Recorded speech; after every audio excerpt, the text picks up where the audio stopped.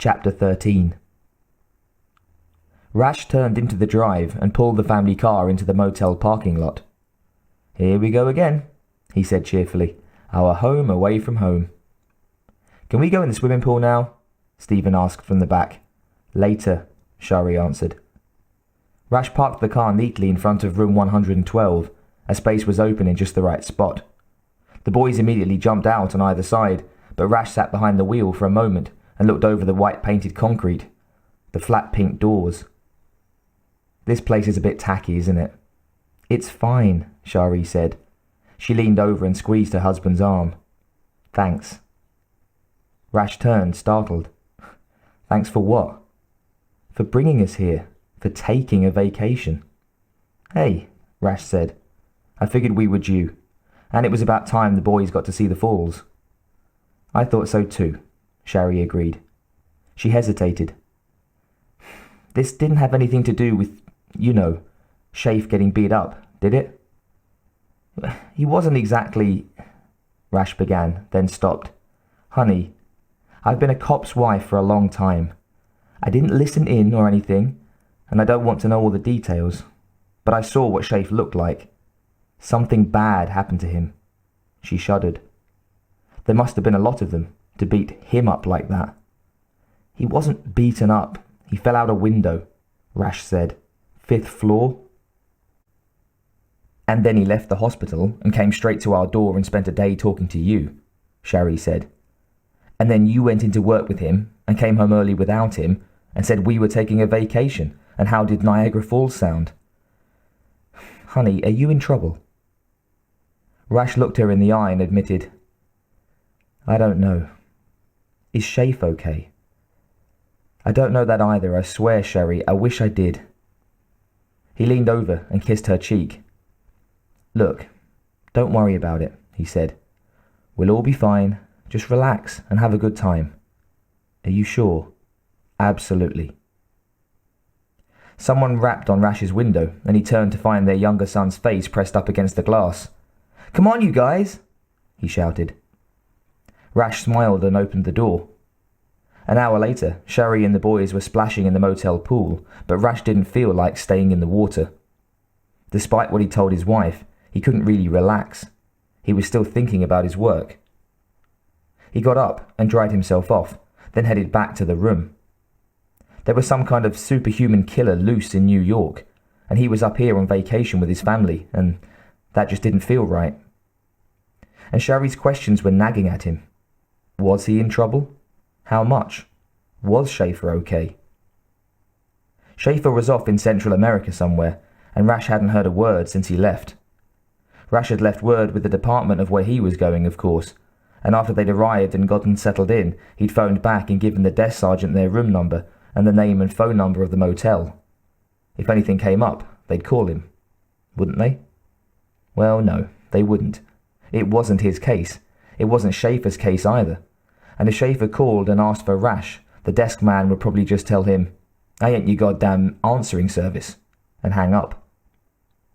Rash frowned as he dressed. Maybe, he thought, he should head back to the city, just in case Schaefer did call. Shari and the boys could stay up here, where they'd be safe, or go to her mother's place in Elmira. Of course, they only had the one car, and Shari didn't like driving. She'd lived in the city for a long time. She drove well enough when she had to, but she didn't like it. As he buckled his belt, he shook his head. This was ridiculous. He was being paranoid, worrying about nothing. The feds would get the killer, whoever and whatever he was. They obviously knew what was going on. Phillips had said to wait a couple of weeks and it would all be over, and Rash had to admit Phillips was probably telling the truth. Schaefer was on a wild goose chase. He'd poke around the jungles for a while and then come home. And by then, when everything had blown over, Schaefer could sue for reinstatement and the union would back him up and he'd get his job back, and everything could go on the way it was before. And in 8 years Rash would retire and collect his pension, and he and Shari would pack up and head out to Portland or Anchorage or somewhere. He was sitting on the bed and had just tied his shoes when he heard footsteps outside. He glanced up. The shadows of 2 men, 2 big men, were visible on the drawn curtains, passing by the window. Then the footsteps stopped, and Rash judged that the two men were just outside the door to his room. Suddenly nervous, he reached over to the lower shelf of the rickety little nightstand and found his pistol. He'd brought it with him, of course, but he hadn't expected to touch it while he was here. 112, one of the men said in a low voice, barely audible through the paper-thin door, and Rash froze. Do we knock? He's probably out somewhere, the other said. Maybe we should just wait. Well, let's see if he's in there first. The men couldn't have realized how thin the door was, and that Rash heard them. They were after him. Who were they? If this was something legitimate, if the department needed to reach him, they'd have phoned. They'd have left a message. So this had to be somebody else. Like whoever was behind the two massacres. They just looked like ordinary men through the curtains, not like the 8-foot-tall monster that Schaefer had described. But that monster couldn't be operating alone, could it? And maybe Schaefer had been hallucinating. Maybe he'd been drugged somehow. And why hadn't Rash thought of that sooner? For an instant, he thought about his choices. He could sit here and let them come in. But if these were the killers, come to skin him alive because he was Schaefer's partner, that would be suicide. He could shoot it out with them. He checked, and yes, his weapon was loaded. But if they weren't the killers, that would be a disaster. The best thing to do was not be here at all.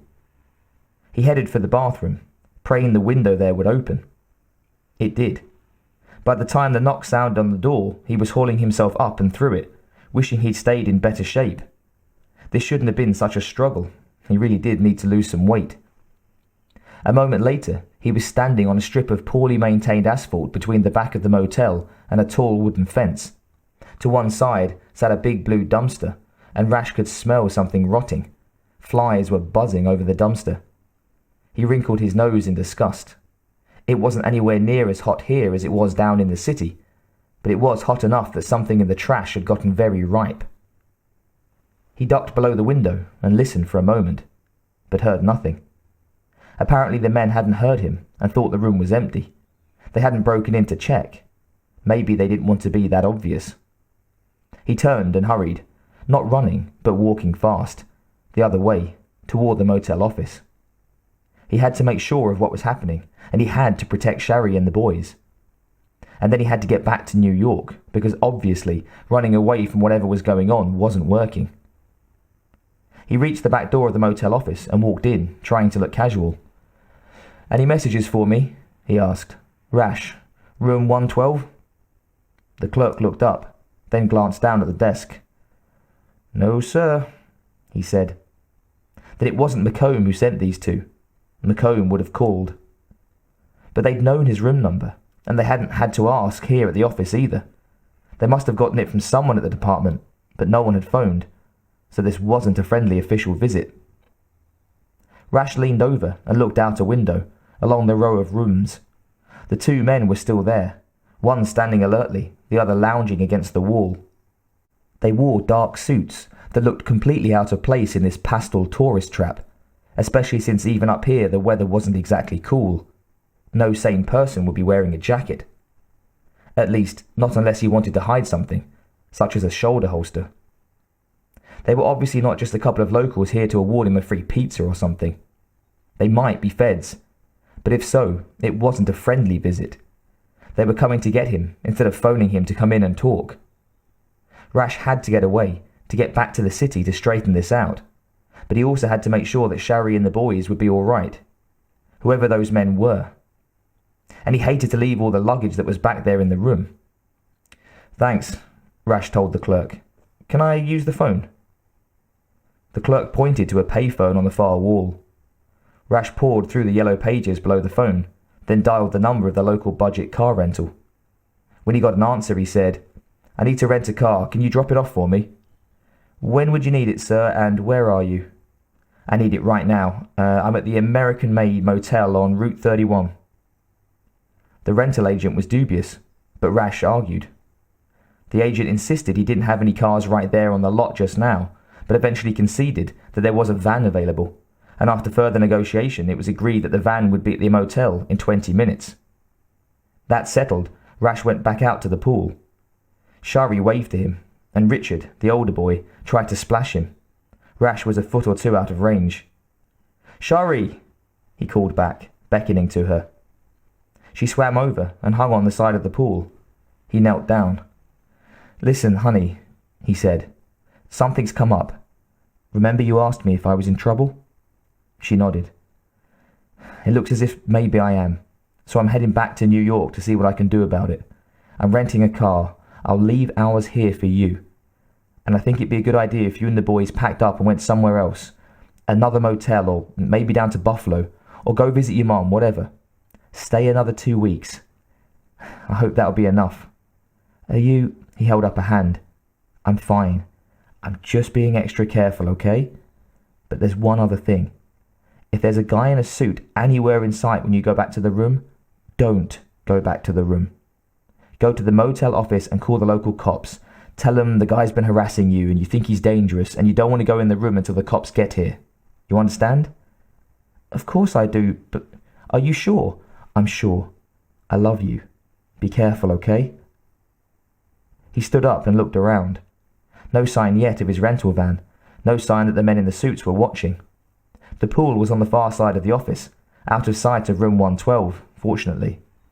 He strolled out towards the road, glancing casually towards the room, then wandered back, out of sight.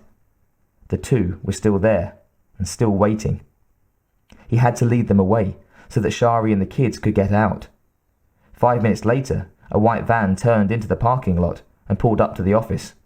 Rash trotted over. The driver was a pimply teenager. "Mr. Rash?" he asked hopefully. Rash nodded. A moment later, the paperwork was done, and the teenager was settled in the office, waiting for his ride back into town. Rash accepted the keys, went out to the van, and headed it over towards room 112, deliberately parking farther away than necessary. He got out, but left the engine running. Then he casually walked towards the room. The men spotted him almost immediately. Rash heard one of them say, "That's him." Rash didn't wait for anything more. He stopped, stared, and turned and dashed for the van. The men dashed after him, and he had thought they would. They were still a dozen feet away when he put the van in reverse and pulled out. He watched in the rearview mirror as they turned and scrambled for their own car, a blue sedan, down at the end of the row. He didn't wait, though. He wasn't any Hollywood stunt driver. If he wanted to lose his pursuers, he'd need all the lead he could get. Lose them, he did, by dodging into a suburban shopping plaza a few blocks away and pulling out onto a different road.